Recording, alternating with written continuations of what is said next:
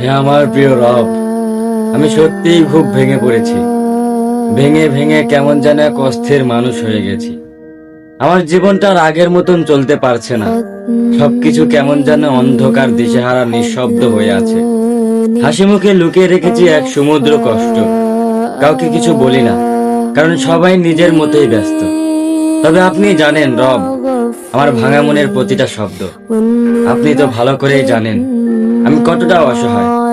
হে আমার রব, আমি আর পারছি না। এই ভাঙা মন, ক্লান্ত চোখ, সবকিছুর ভারে যেন বুক চেপে ধরে আছি। আপনার দয়া ছাড়া আমার আর কোনো কিছুই নেই। আমাকে ধৈর্য ধরার তৌফিক দিন। এই কষ্টগুলো সহ্য করার শক্তি দিন। আপনার ফয়সালায় রাজি থাকার হিম্মত দিন। হে আল্লাহ, আমাকে আর কখনোই একা কইরেন না। আপনি ছাড়া কেউই বোঝে না আমার এই নীরব কান্না। كل عيب تبكي